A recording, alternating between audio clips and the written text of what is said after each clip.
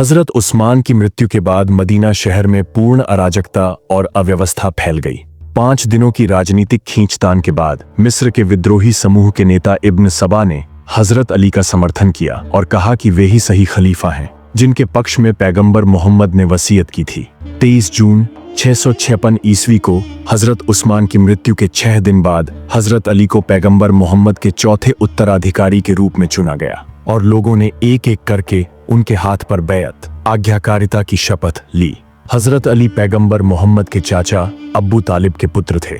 उनका जन्म पैगंबर मोहम्मद के जन्म के लगभग 20 साल बाद मक्का में हुआ था। उनके जन्म के बाद पैगंबर मोहम्मद ने स्वयं उनकी देखभाल की, क्योंकि उनके पिता की आर्थिक स्थिति कमजोर थी।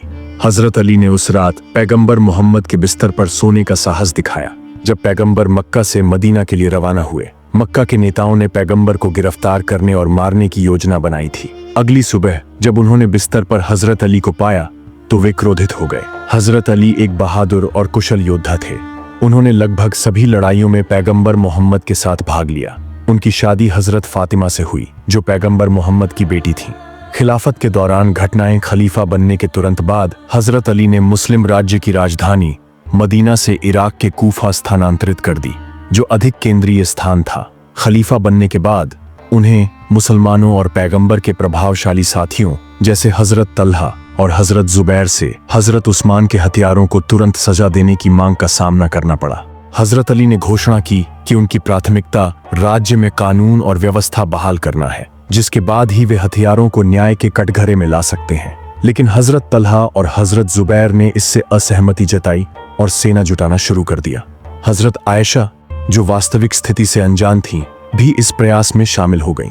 तीनों ने एक छोटी सेना के साथ बसरा की ओर कूच किया। हजरत अली ने युद्ध और रक्तपात से बचने की पूरी कोशिश की, लेकिन उनकी कोशिशें असफल रहीं।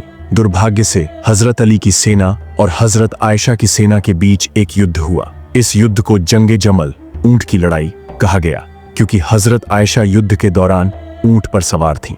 मुआविया और अन्य घटनाएं। जंगे जमल के बाद हजरत अली ने अमीर मुआविया को बैत करने के लिए कहा, लेकिन उन्होंने हजरत उस्मान के खून का बदला लेने की शर्त रखी।